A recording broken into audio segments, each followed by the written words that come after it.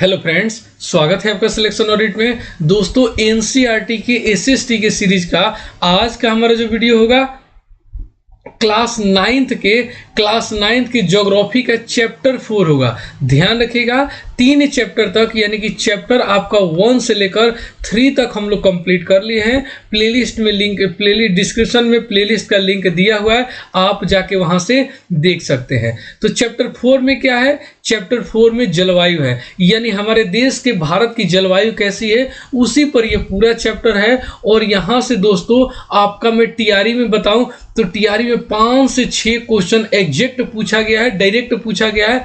आपको प्रूफ के माध्यम से हम आपको दिखाएंगे। यह इसका पार्ट 1 होगा। दोस्तों ध्यान रखिएगा, यह इसका पार्ट 1 होगा। इसके बाद आपका पार्ट 2 आएगा, उसके बाद पार्ट 3 आएगा। मतलब कि चैप्टर ये इतना इंपॉर्टेंट है कि इससे हम 30 मोस्ट इंपॉर्टेंट एमसीक्यू को सॉल्व करेंगे 3 पार्ट में विथ प्रीवियस ईयर क्वेश्चन के साथ। ध्यान रखिएगा, यदि आप बीपीएससी टीआरई 4 एग्जाम की तैयारी कर रहे हैं, चाहे पीआरटी हो, टीजीटी में दोस्तों ध्यान रखिएगा 6 to 8 और 9 to 10 दोनों के लिए मदद है। आपको चाहे एसएसटी, अगर आप 6 to 8 एसएसटी दे रहे हैं, 9 to 10 एसएसटी दे रहे हैं, या अगर आप एसएसटी के अलावा कोई भी सब्जेक्ट का दे रहे हैं एग्जाम, तो आपका जीएस के पार्ट में बहुत ही मदद करता है। वहीं दोस्तों पीजीटी में भी बहुत ज़्यादा मदद करता है, ध्यान रखिएगा। इसके अलावा कोई भी टीचिंग एग्जाम हो तो आप सभी को पता है कि एनसीईआरटी कितना लाभदायक होता है। तो चलिए आज का जलवायु का पहला क्वेश्चन देखते हैं और पूरे एनसीईआरटी के एक्सप्लेनेशन के साथ समझते हुए दोस्तों चलेंगे। तो चलिए, पहला क्वेश्चन है जो कि बहुत ही इंपॉर्टेंट क्वेश्चन है कि भारत की जलवायु को किस प्रकार से वर्णित किया गया है, यानी हमारे देश की जलवायु कैसी जलवायु है दोस्तों? गर्मी, सर्दी, मानसून या उष्णकटिबंधीय? तो बिल्कुल आपका मानसूनी है दोस्तों। हमारी यानी कि देश की जो जलवायु है मानसूनी जलवायु है। आइए एनसीईआरटी में क्या दिया हुआ है इसके बारे में जान लेते हैं। सबसे पहला पॉइंट है दोस्तों एनसीईआरटी का चैप्टर के स्टार्टिंग में ही दिया हुआ है कि विश्व को अनेक जलवायु प्रदेशों में बांटा गया है, यानी कि इस धरती पे, इस वर्ल्ड में बहुत प्रकार के जलवायु प्रदेशों को बांटा गया है। दोस्तों क्या आपको पता है कि भारत की जलवायु कैसी है? तो अब दोस्तों आपका आंसर होना चाहिए कि हाँ, भारत की जलवायु कैसी है? मानसूनी है। कैसी है? मानसूनी है। आज के बाद दोस्तों ये क्वेश्चन आपका गलत नहीं होना चाहिए। और इसी संबंध में हम इस अध्याय में पढ़ेंगे। बिल्कुल स्पष्ट लिखा दिया कि मानसून के ही यानी कि भारत के जलवायु के बारे में ही इस चैप्टर पे पूरा चलेगा दोस्तों। 3 क्लास चलेगा, 3 दिन चलेगा। पहला पॉइंट देखिए दोस्तों कि भारत की जलवायु को मानसूनी जलवायु कहा जाता है। रट जाइए दोस्तों, लिख लीजिए, पीडीएफ डाउनलोड कर लीजिए, टेलीग्राम पे मिल जाएगा आपको। बहुत इंपॉर्टेंट है। कहा जाता है एशिया के इस प्रकार की जलवायु मुख्यतः दक्षिण तथा दक्षिण पूर्व में पाई जाती है। मतलब कि एशिया महाद्वीप में दोस्तों भारत तो दक्षिण में स्थित है, दक्षिण और दक्षिण पूर्व में मानसूनी जलवायु पाई जाती है। याद रखिएगा, सामान्यतः प्रतिरूप में लगभग एकरूपता होते हुए भी देश की जलवायु अवस्था में स्पष्ट प्रादेशिक विभिन्नता है। मतलब कि एकरूपता होने के बावजूद भी हमारे देश में जलवायु अलग अलग है दोस्तों। आपको पता होगा, आगे हम चर्चा करेंगे, रेगिस्तान में या आपका बहुत ज़्यादा गर्मी, वहीं तटीय प्रदेश में एक जैसा मौसम रहता है। मतलब कि मानसूनी जलवायु होने के बावजूद भी अलग अलग प्रकार के आपका यहाँ जलवायु है भारत में। ध्यान रखिएगा, आगे चर्चा करेंगे विस्तार से। हम 2 महत्वपूर्ण तत्व यानी कि तापमान एवं वर्षा को लेकर देखें कि एक स्थान से दूसरे स्थान तथा एक मौसम से दूसरे मौसम में इसका किस प्रकार भिन्नता है। मतलब कि 2 प्रकार से मौसम के बारे में पढ़ेंगे। कौन कौन सा? तो एक तो आपका हो गया तापमान और दूसरा हो गया वर्षा। यही दोनों प्रभाव डालते हैं दोस्तों आपके जलवायु को। ठीक है, तापमान और वर्षा आगे चर्चा करेंगे, यही इस चीज में दिया हुआ है। ठीक है, अगर मैं आपको बता दूं हैंड रिटेन नोट्स में क्या लिखा हूं कि भारत की जलवायु को सामान्यतः ये उष्णकटिबंधीय नहीं होगा, मानसूनी जलवायु कहा जाता है। यह जलवायु उष्णकटिबंधीय आप कह सकते हैं कि उष्णकटिबंधीय मानसूनी जलवायु कहा जाता है। यह जलवायु गर्म तापमान, स्पष्ट मौसमी परिवर्तन जैसे गर्मी, सर्दी, वर्षा और मानसून के प्रभाव को पहचानती है। भारत की भौगोलिक स्थिति भूमध्य रेखा के उत्तर में ट्रॉपिक ऑफ कैंसर के पास होने के कारण इसे उष्णकटिबंधीय जलवायु कहा जाता है। चलिए दोस्तों, आइए अब 2 नंबर क्वेश्चन, यहीं से आपका क्वेश्चन स्टार्ट होता है। पहला क्वेश्चन तो बिल्कुल बेसिक क्वेश्चन था। अब आइए देखते हैं क्वेश्चन की मानसून शब्द मौसमी शब्द से लिया गया है, जो कि किस भाषा से है। यानी कि यह जो मानसून शब्द है सबसे पहले तो मौसमी शब्द से लिया गया है, और यह मौसमी शब्द आपका कहाँ से लिया गया है दोस्तों, यही पूछ रहा है। लैटिन का शब्द है, ब्रिटिश है, अरबी है, पुर्तगाली है। तो इसका आंसर दोस्तों ध्यान रखिएगा, अरबी शब्द से लिया गया है, अरबी भाषा से लिया गया है आपका मानसून या मौसमी। आइए एनसीईआरटी में ये क्वेश्चन क्यों करा रहा हूं, क्योंकि एनसीईआरटी में दिया है कि क्या आप जानते हैं, तो जी बिल्कुल, अब हम जान गए कि मानसून शब्द की व्युत्पत्ति अरबी शब्द मौसमी से हुआ है, जिसका शाब्दिक अर्थ होता है मौसम। यानी कि मानसून का अर्थ है एक वर्ष के दौरान वायु की दिशा में ऋतु के अनुसार परिवर्तन। यानी कि पूरे एक साल के दौरान वायु की दिशा, यानी कि हवा किधर से किधर चल रही है, उसके अनुसार जो ऋतु में परिवर्तन होता है, मौसम में परिवर्तन होता है, वही इसका मानसून का अर्थ होता है। ठीक है, आइए हैंड रिटन नोट्स क्या है कि मानसून शब्द अरबी भाषा के शब्द मौसमी से लिया गया, जिसका अर्थ होता है ऋतु या मौसम। यह शब्द उस समय के नाविकों द्वारा उपयोग लाया गया था जो समुद्री हवाओं के मौसम बदलाव को समझते थे। मतलब कि उस समय जब जो नाविक थे, जो समुद्र में नाव चलाते थे, वहीं समुद्री हवाओं के मौसमी बदलाव को समझने के लिए इस शब्द का उपयोग किया था। यह शब्द बाद में यूरोपीय भाषा में भी शामिल हो गया, याद रखिएगा। अब आइए 3 नंबर क्वेश्चन, बहुत ही वीवीआई क्वेश्चन है, स्टार मार्क दे दीजिएगा। और यहीं से आपका दोस्तों एग्जाम में छपने वाला क्वेश्चन स्टार्ट होता है कि कौन सा शब्द एक वर्ष के दौरान हवा की दिशा में मौसमी उलटफेर को संदर्भित करता है। यानी कि एक शब्द पूछ रहा है आपसे कि वह शब्द कौन सा है जो पूरे वर्ष के दौरान मौसम का उलटफेर को संदर्भित करता है, यानी कि आपका निरूपित करता है।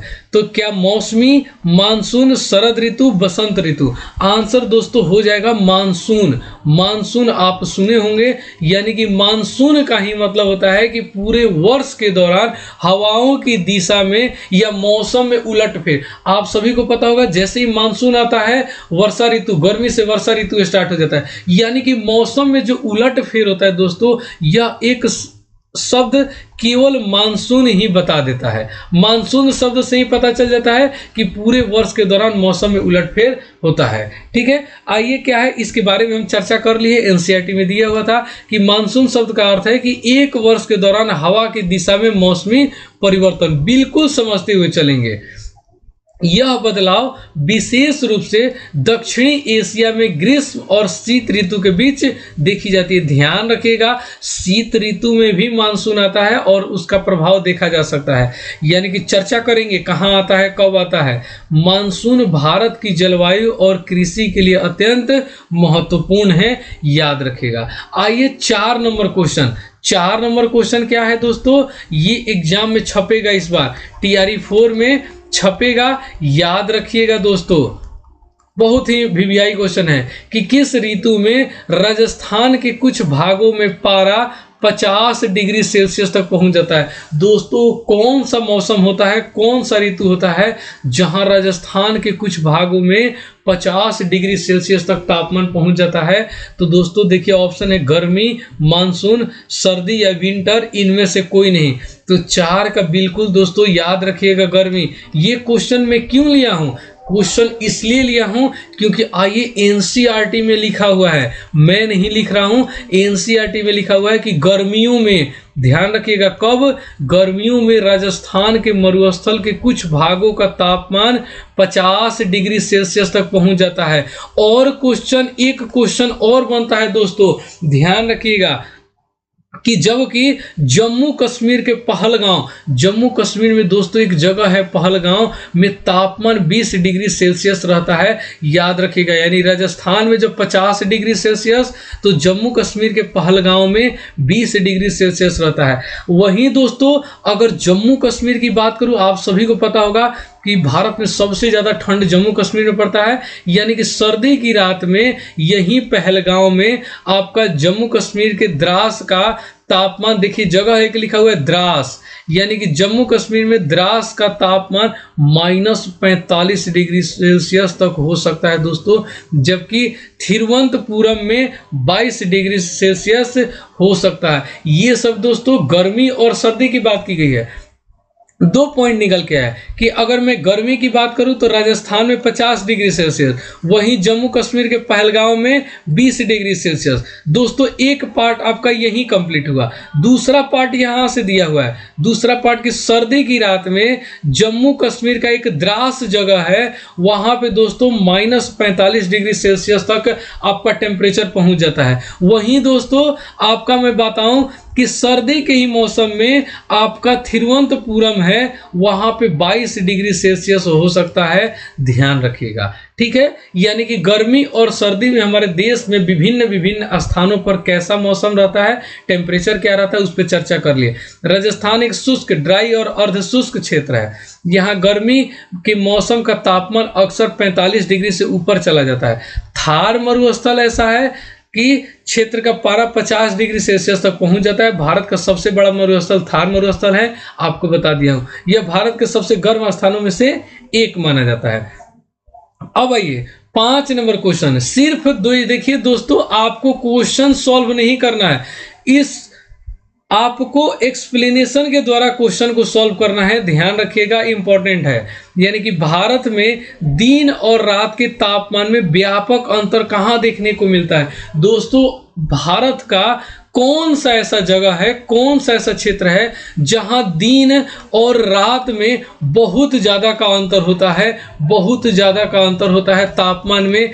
कौन सा दोस्तों ऐसा क्षेत्र है? मतलब कि दिन का तापमान बहुत हाई, रात का तापमान बहुत लो रहता है, इतना अंतर होता है। हम लोग दोस्तों जहां रहते हैं यहाँ बिल्कुल समान जैसा रहता है, 2-4 डिग्री का अंतर पड़ सकता है। लेकिन दोस्तों याद रखिएगा, आपका जो थार रेगिस्तान है, थार रेगिस्तान है भारत का सबसे बड़ा रेगिस्तान, यहाँ दिन और रात के तापमान में व्यापक मतलब कि बहुत अंतर देखने को मिलता है। क्या है एनसीईआरटी में, जान लेते हैं। क्या आप जानते हैं? तो अब तो जान गए हैं, पहले नहीं जानते थे कि कुछ क्षेत्रों में रात एवं दिन का तापमान बहुत अधिक अंतर होता है। जैसे दोस्तों थार के मरुस्थल, थार के मरुस्थल में दिन का तापमान सोचिए कि 50, यानी कि दिन की मैं तापमान बताऊं तो दोस्तों 50 डिग्री सेल्सियस, जबकि उसी रात उसी दिन यह नीचे गिरकर, रात में दोस्तों यह नीचे गिरकर 15 डिग्री सेल्सियस हो जाता है। ध्यान रखिएगा कि इतना प्रचंड गर्मी, और रात में कंबल ओढ़ के सोना पड़ता है दोस्तों। हम लोग यहाँ 15 डिग्री सेल्सियस होता है तो हम 4 स्वेटर कोट पहनने लगते हैं। तो ध्यान रखिएगा, यानी कि दिन है तो आप एकदम बहुत गर्मी, प्रचंड गर्मी रहेगा, रात है तो दोस्तों ठंड हो जाएगा। यानी कि कौन सा क्षेत्र? भारत का थार मरुस्थल, याद रहेगा, गलती मत कीजिएगा। दूसरी ओर दोस्तों केरल या अंडमान निकोबार में दिन एवं रात का तापमान लगभग समान होता है। ध्यान रखिएगा, यानी कि तटीय क्षेत्र आपका केरल हो गया, अंडमान निकोबार। एक मैं क्वेश्चन लिया हूं, ध्यान रखिएगा, इसी से मैं क्वेश्चन लिया हूं कि केरल और अंडमान निकोबार में दिन तथा रात का तापमान लगभग समान होता है। तो बिल्कुल अच्छे से समझ लिए हैं, हैंड रिटेन नोट्स नहीं पढ़ना पड़ेगा। चलिए, जहां थोड़ा सा डिफिकल्ट होता है वहां पे हम अपना हैंड रिटेन नोट्स भी पढ़ देते हैं।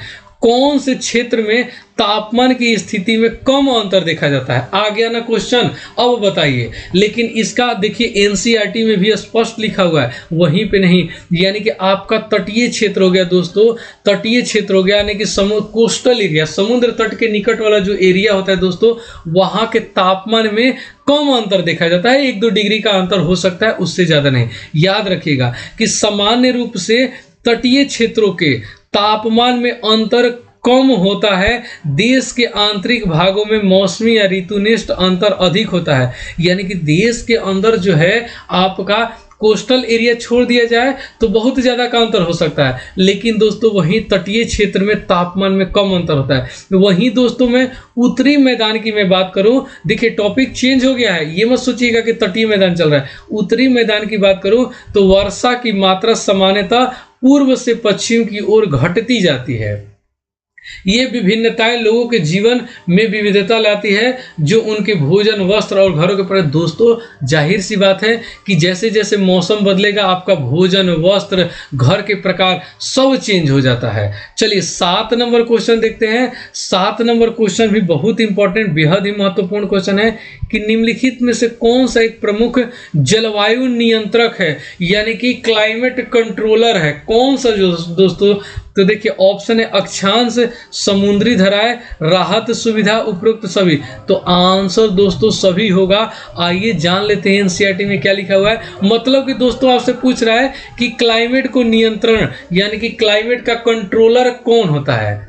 ठीक है, तो आपका अक्षांश भी होता है, समुद्री धाराएं भी होता है, राहत सुविधा सब होता है। आइए यहाँ पे लिखा हुआ है कि जलवायु नियंत्रण, बिल्कुल स्पष्ट है, आपको सिर्फ नाम याद रखना है कितने प्रकार होते हैं। तो किसी भी क्षेत्र की जलवायु को नियंत्रित करने वाले 6 यानी कि टोटल 6 प्रमुख कारक होते हैं। कौन कौन सा दोस्तों? तो पहला आपका अक्षांश हो गया, सिर्फ नाम याद रखना है। दूसरा दोस्तों ऊंचाई हो गया, यानी कि तुंगता हो गया। तीसरा दोस्तों आपका हो गया वायु दाब एवं पवन, ये आपका तीनों में आ गया। चौथा हो गया दोस्तों समुद्र से दूरी। पांचवा दोस्तों हो गया महासागरीय धाराएं, ध्यान रखिएगा। और छठवा हो गया उच्चावच लक्षण, ये ध्यान रखिएगा। अब हम इन 6 प्रकार के ही बारे में आगे विस्तार से पढ़ेंगे, आगे आपका क्वेश्चन होगा। ठीक है, अक्षांश कैसे नियंत्रित करता है, तुंगता ऊंचाई कैसे नियंत्रित करता है, वायु दाब उसके जलवायु को कैसे नियंत्रित करता है, सब पे दोस्तों चर्चा करेंगे। एक एक करके जैसे जैसे क्वेश्चन आएगा हम चर्चा करेंगे। आप सिर्फ और सिर्फ याद रखिएगा 6 प्रकार के जलवायु नियंत्रक होता है। पहला आपका अक्षांश होता है, यानी कि पृथ्वी पर सूर्य की किरणें किस कोण पर पड़ती है, यह अक्षांश पर निर्भर करता है। उसी अनुसार से तो दोस्तों आपका जलवायु बदलता है कि सूर्य की किरण अगर बिल्कुल सीधा पड़ रहा है तो वहां ज्यादा गर्मी होगा, तिरछी पड़ गई तो सर्दी आ जाता है। ठीक है, भूमध्य रेखा के पास अधिक गर्मी होता है, क्यों? क्योंकि सूर्य की प्रकाश सीधे पड़ती है वहां पे। समुद्री धाराएं दूसरा प्रकार है, समुद्री धाराएं। तो यह कैसे प्रभावित नियंत्रित करती है? तो गर्म या ठंडी समुद्री धाराएं पास के तटीय क्षेत्र के तापमान को प्रभावित करती है। सब पे दोस्तों चर्चा करेंगे। आइए एक क्वेश्चन है, इसको आप लोग आंसर बताइए। दोस्तों एक बात याद रखिएगा जरूर, जो लोग अभी सो रहे हैं ना, अगर मैं आपको विश्वास दिला दूं कि अगर आप 9th और 10th क्लास का ज्योग्राफी हो या अगर अदर सब्जेक्ट साइंस हो, ये सब कंप्लीट कर लेते हैं नोटिफिकेशन के पहले। ध्यान रखिएगा, नोटिफिकेशन के पहले अगर आप अपना 9th 10th का सिलेबस दोस्तों कंप्लीट कर लेते हैं तो वाकई में आप बहुत आगे पहुंच गए हैं, और सिलेक्शन के बिल्कुल नजदीक है दोस्तों। यकीन मानिए, खुद सोचिए दोस्तों, मैं सिर्फ और सिर्फ आपका 30 सेकेंड लेने वाला हूं।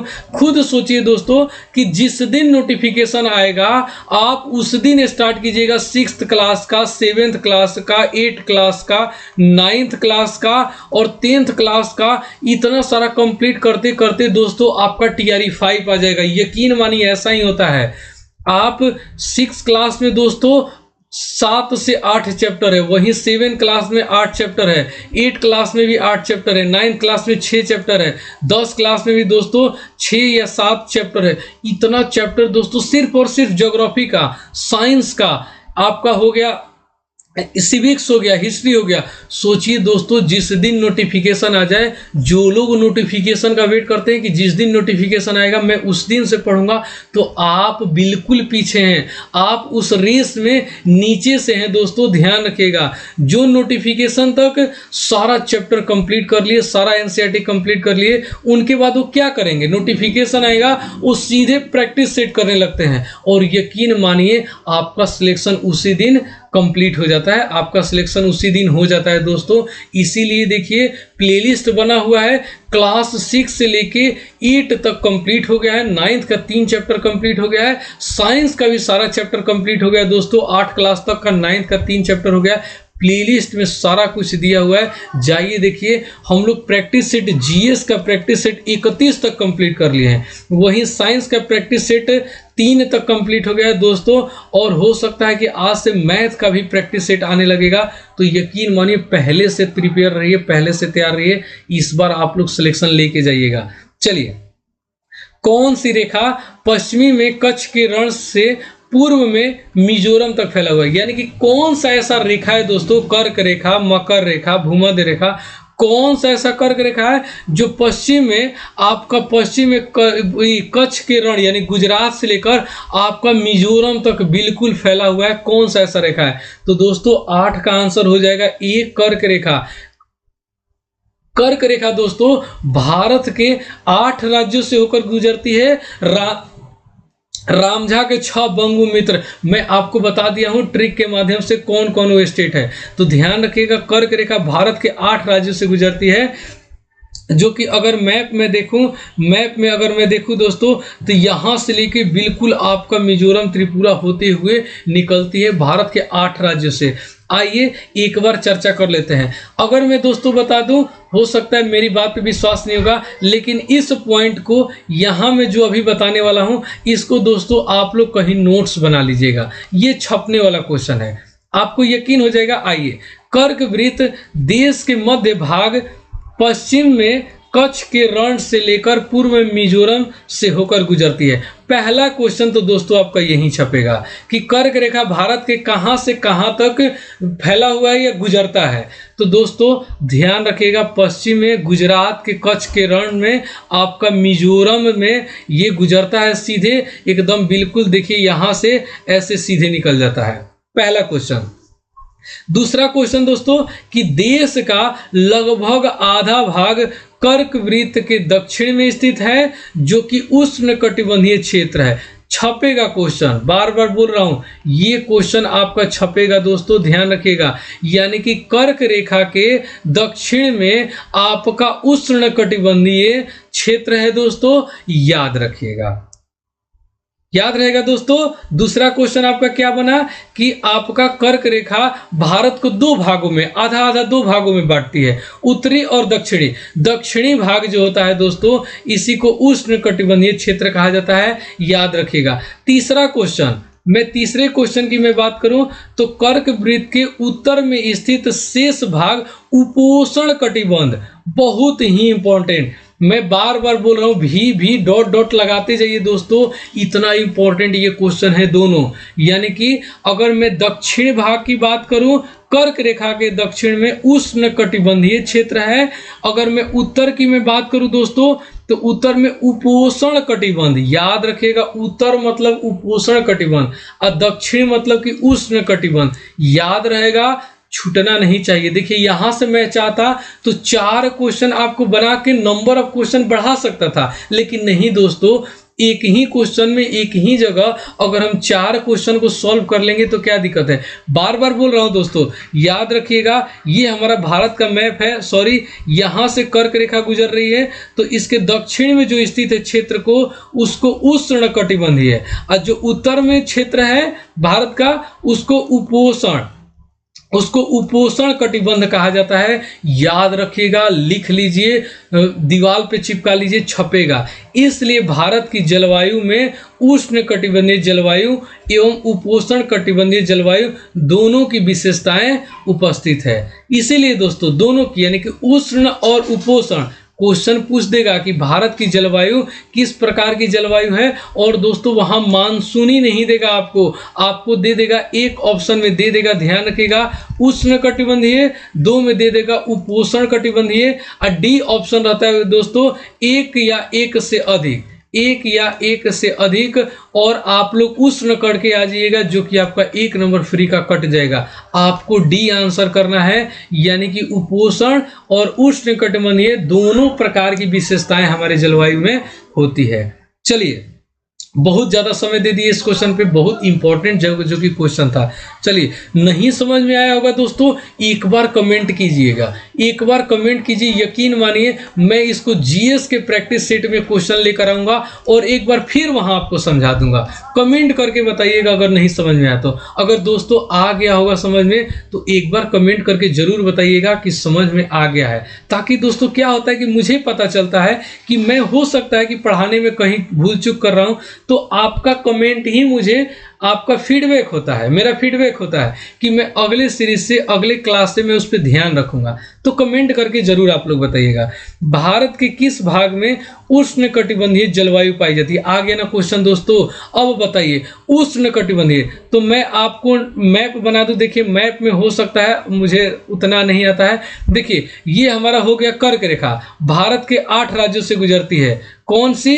कर्क रेखा। रामझा के 6 बंगु मित्र, रामझा के 6 बता दूं मैं, बंगु मित्र, बंगु मित्र याद रखिएगा। यही 8 राज्य, राजस्थान हो गया, मध्य प्रदेश हो गया, झारखंड हो गया, छत्तीसगढ़ हो गया, पश्चिम बंगाल हो गया, आपका बंगु से इसे मिजोरम, और त्र से त्रिपुरा। याद रखिएगा दोस्तों, 1 2 3 4 5 6 7 ये बंगु गु से होता है दोस्तों। आपका भूल रहा हूं मैं, एक बार आप लोग बता दीजिएगा। मैं भूल रहा हूं दोस्तों, क्या कीजिएगा, भूल रहा हूं। मैं मैथ का टीचर हूं, बहुत आप लोगों के लिए मेहनत करता हूं, पढ़ता हूं, समझता हूं, क्वेश्चन लेकर आता हूं। मैं मैथ का टीचर हूं, लेकिन फिर भी आपको समझने में रद्दी भर भी कमी नहीं करता हूं, समझाने में। ठीक है, बता दीजिएगा। गु से आपका हो जाएगा गुजरात। ठीक है, हाँ गुजरात, सॉरी गुजरात हो गया आपका। ठीक है, राजस्थान हो गया आपका, मध्य प्रदेश, झारखंड, आपका छत्तीसगढ़ हो गया, पश्चिम बंगाल हो गया, गुजरात हो गया, मिजोरम हो गया, त्रिपुरा हो गया। याद रखिएगा, 8 राज्य याद आ गया मुझे। चलिए, तो यानी कि बताइए कि दक्षिण में उष्ण होता है और उत्तर में आपका उपोषण होता है। तो बताइए तो उष्णकटिबंधीय किधर? दक्षिण में, कर्क रेखा के दक्षिण में। आंसर फटाफट दीजिएगा आप लोग, मुझे यकीन है। चलिए, यही सारा चीज में लिखा हूं, आगे आइए। 10 नंबर क्वेश्चन दोस्तों देखते हैं। 10 नंबर है कि मध्य एशिया की तुलना में भारत में हल्की सर्दी क्यों पड़ती है। यानी कि जो मध्य एशिया की बात किया गया दोस्तों, मध्य एशिया की तुलना में भारत में हल्की सर्दी क्यों पड़ती है? कर्क रेखा की वजह से, हिमालय के कारण, भूमध्य रेखा के कारण, अक्षांश के कारण। तो दोस्तों हिमालय हमारे लिए वरदान है दोस्तों, याद रखिएगा।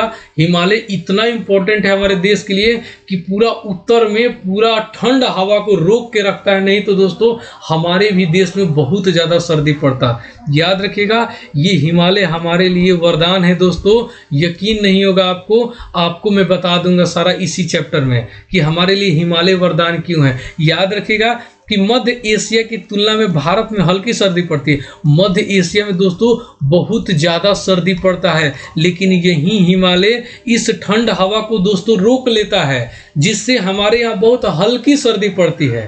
ठीक है, आइए यहाँ देखिए, आपको जलवायु का मैं कारण बताया था, 6 कारण। उस 6 कारण में आपका पहला था दोस्तों अक्षांश।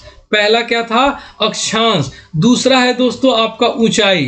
दूसरा क्या है? ऊंचाई। तो यही दूसरा से मैं क्वेश्चन लिया हूं, ध्यान रखिएगा। यानी कि भारत के उत्तर में हिमालय पर्वत है, इसकी औसत ऊंचाई 6000 मीटर है। आपसे क्वेश्चन पूछ लेता है कि भारत में हिमालय की औसत ऊंचाई कितनी है, तो 6000 मीटर है। भारत का तटीय क्षेत्र भी विशाल है, जहां अधिकतम ऊंचाई 30 मीटर है, सिर्फ और 30 मीटर। हिमालय मध्य एशिया से, यही दोस्तों याद रखिएगा, नोट डाउन कर लीजिएगा कि हिमालय मध्य एशिया से आने वाली ठंडी हवाओं को भारतीय उपमहाद्वीप में प्रवेश करने से रोकती है। यह हमारे लिए एक रक्षा कवच का कार्य करती है दोस्तों। आपको यकीन नहीं होगा, यह हमारे लिए रक्षा कवच का कार्य करती है हिमालय पर्वत। यानी कि मध्य एशिया से जितनी ठंडी हवाएं आती है सबको दोस्तों रोक लेती है, जैसे, और हमारे देश के यानी कि हम लोगों को बहुत ही राहत पहुंचाती है। ठीक है, इन्हीं पर्वतों के कारण, यही हिमालय पर्वत के कारण इस क्षेत्र में मध्य एशिया की तुलना में ठंड कम पड़ती है। देखिए यहीं से मैं एक क्वेश्चन बना लिया था और इस क्वेश्चन के माध्यम से पूरा चैप्टर ही समझ में आ गया। देखिए कुछ लोग दोस्तों बोलते हैं कि सर पहले लाइन बाय लाइन पढ़ा दीजिए उसके बाद क्वेश्चन कराइए, तो नहीं दोस्तों, तरीका वो नहीं होता है। देखिए मैं सिलेक्टेड हूँ, TRE 1 में तरीका यही था और बिल्कुल अच्छे से समझ में आता होगा। देखिए क्वेश्चन के द्वारा आप एक्सप्लेनेशन को समझिएगा तो ज़्यादा समझ में आएगा, और एक बार पढ़ लीजिए उसके बाद क्वेश्चन कीजिए तो पता ही नहीं चलेगा कि ये क्वेश्चन है कहाँ पे। ठीक है, तो यही मेरा तरीका है, पढ़िए दोस्तों, आपको सिलेक्शन दिला के रखूंगा। यदि हिमालय न होता दोस्तों, सोच लीजिए ये हमारे लिए वरदान है, यदि हिमालय न होता तो भारत में भी मध्य एशिया जैसी कठोर ठंड पड़ता। सोचिए दोस्तों, थोड़ा सा ठंडा पड़ता है हम लोग परेशान हो जाते हैं, सोचिए कि अगर मध्य एशिया जैसा ठंड पड़ने लगता ये हिमालय न होने की वजह से, तो क्या होता दोस्तों। इसीलिए हमारे लिए वरदान है, सुरक्षा कवच है कौन, हिमालय। तो दोस्तों आज के सीरीज का ये पार्ट वन का आखिरी क्वेश्चन था। अभी तो दोस्तों याद हुआ है 6 प्रकार की जलवायु नियंत्रक है, उसमें तो सिर्फ 2 प्रकार पढ़े, अभी 4 प्रकार है। तो दोस्तों वायु दाब, समुद्र का सतह, सब है। सबसे बहुत ही इंपॉर्टेंट क्वेश्चन बनता है। आपसे मैं सिर्फ और सिर्फ एक ही चीज कहूंगा, मेरे लिए सिर्फ आप इतना ही कीजिएगा, आपके लिए सिर्फ 2 सेकेंड का होमवर्क रहता है दोस्तों, कि वीडियो के लिंक को आप अपने ग्रुप में शेयर कीजिएगा। अगर आपको पसंद आया हो तो आप अपने दोस्तों के साथ शेयर कीजिएगा। यहीं पे दोस्तों आप लोग कंजूसी कर रहे हैं, मैं समझाने में, कंटेंट में कंजूसी नहीं कर रहा हूं, लेकिन आप लोग शेयर करने में कंजूसी कर रहे हैं दोस्तों, यकीन मानिए। कैसा लगा वीडियो, एक बार दोस्तों कमेंट करके जरूर बताइएगा। जैसा भी हो, आपको जैसा, मैं ये नहीं बोल रहा हूं कि अच्छा है तो अच्छा ही कहिए, अगर आपको कुछ कमी लग रहा होगा तो उसको भी कमेंट में कहिएगा, मैं सुधार कर लूंगा दोस्तों। फीडबैक मेरे लिए आपका कमेंट ही होता है, सभी लोगों का कमेंट पढ़ता हूं, रिप्लाई थोड़ा लेट देता हूं, लेकिन पढ़ता सभी लोगों का कमेंट हूं, ध्यान रखिएगा। तो एक बार कमेंट करके जरूर बताइएगा क्लास कैसा लगा। कल आपका पार्ट 2 आ जाएगा, याद से आ जाएगा, बहुत ही इंपॉर्टेंट ये चैप्टर है। तब तक के लिए दोस्तों धन्यवाद। यदि आप हमारे चैनल को सब्सक्राइब नहीं किए हैं तो सब्सक्राइब जरूर कर लीजिएगा। ठीक है दोस्तों, कल मिलते हैं, तब तक के लिए धन्यवाद।